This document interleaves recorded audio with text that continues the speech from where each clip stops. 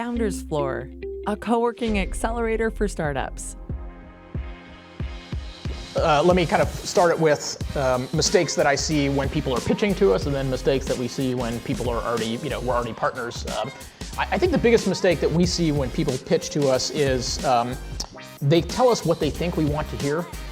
This video is brought to you by Procopia Law, the recommended law firm of Founders Floor.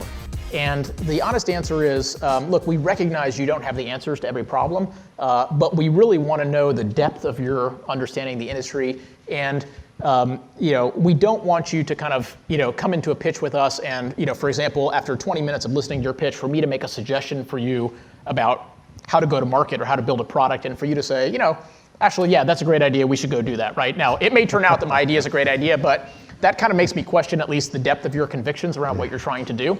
And again, I'm not saying like just arbitrarily say no every time a VC gives you a suggestion, although you'd probably be right more times than you'd be wrong if you did that.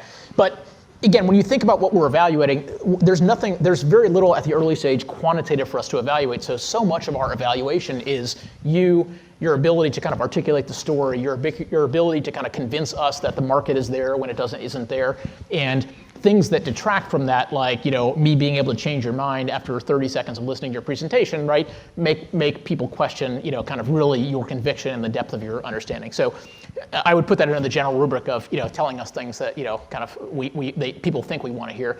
The other thing I find a lot, which is funny, is I think people also want to hear.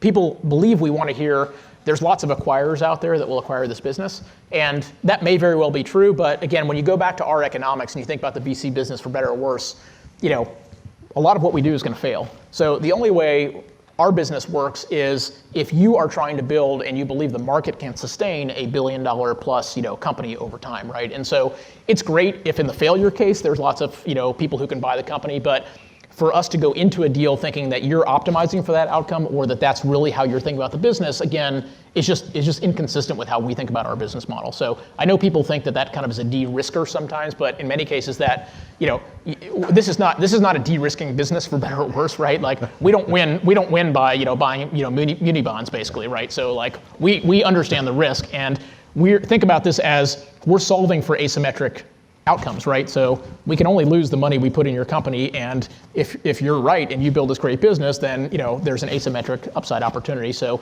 we'll solve for risk through portfolio management. We don't need you to solve for risk through kind of trying to de-risk the exit opportunities for your business.